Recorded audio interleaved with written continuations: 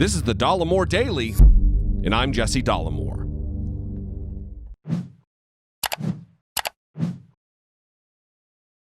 We have a situation where we need to be looking very strongly at sinks and showers and other elements of bathrooms, where you turn the faucet on in areas where there is tremendous amounts of water, where the water rushes out to sea because you could never handle it. And you don't get any water. You turn on the faucet and you don't get any water. They take a shower and water comes dripping out, just dripping out, very quietly dripping out. People are flushing toilets 10 times, 15 times, as opposed to once. They end up using more water. You go into a new building or a new house or a new home, and they have standards on where you don't get water. You can't wash your hands practically. So little water comes out of the faucet. And the end result is you leave the faucet on and it takes you much longer to wash your hands. For the most part, you have many states where they have so much water, it comes down. It's called rain, that they don't know what to do with it. Obviously, those aren't my words. And that's not what I'm going to talk about today. Not directly anyway. But it does lead me to a question.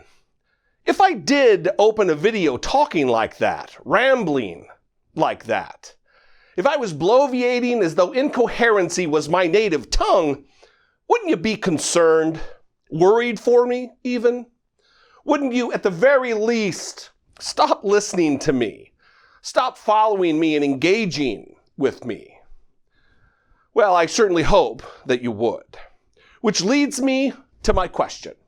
Why aren't Republicans concerned that the man, the president they so revere, is an unrelenting, disastrous f***ing idiot?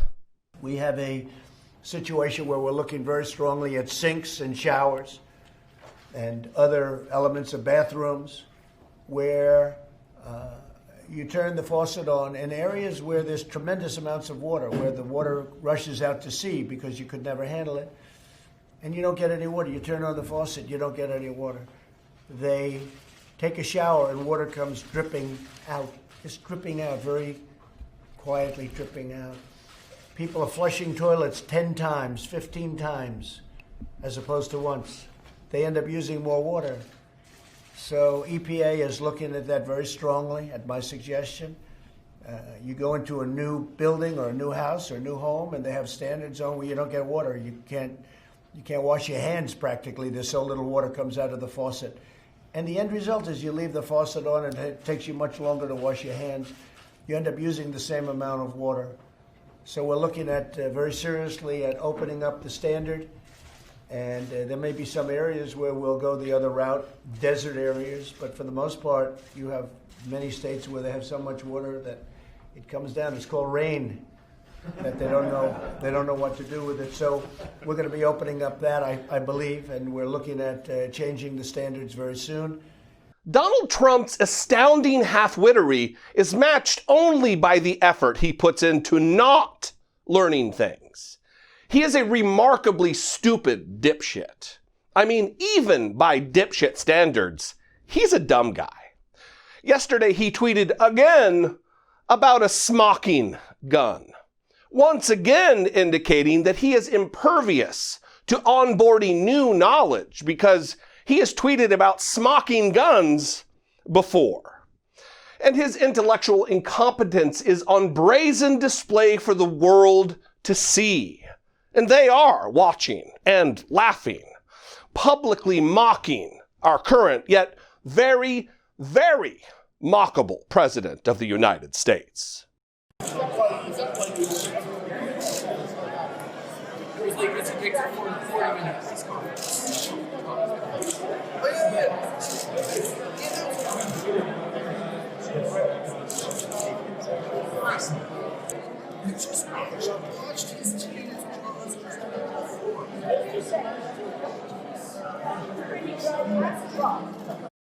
And in the face of this, rather than reevaluate their decision to virtually deify this dumb donkey, Republicans double down.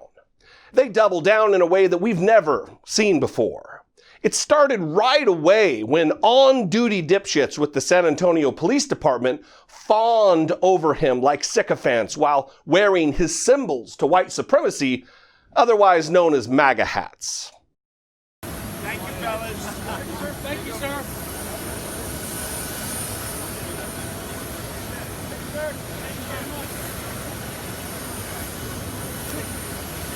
Thank you, guys. Yes, sir. Thank you.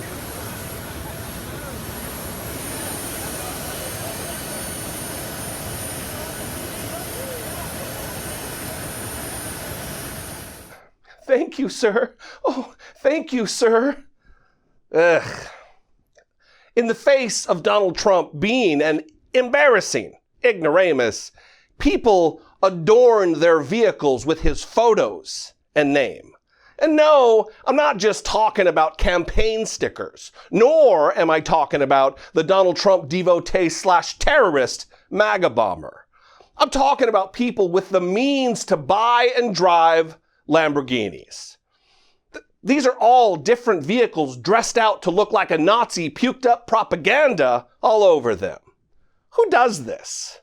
I mean, overlooking the fact that it takes a special kind of dingus to drive around in a Lamborghini in the first place. It is remarkable to deface your own property with the face of a politician. In a democracy. Last time I checked, this wasn't some dictatorship in which you score ass-kiss points by painting the dear leader's face all over your personal property, or host Dingleberry Donald-themed birthday parties, or wearing Donald Trump attire at your own wedding. And as an aside, this guy with the rifle absolutely needs the practice since he is the very lowest level of rifle qual in the entirety of my United States Marine Corps. But I digress. Dumb guy Donald, like some simpleton Svengali, has mesmerized MAGA Americans all over the country that he is worthy of adoration, reverence, and seeming worship.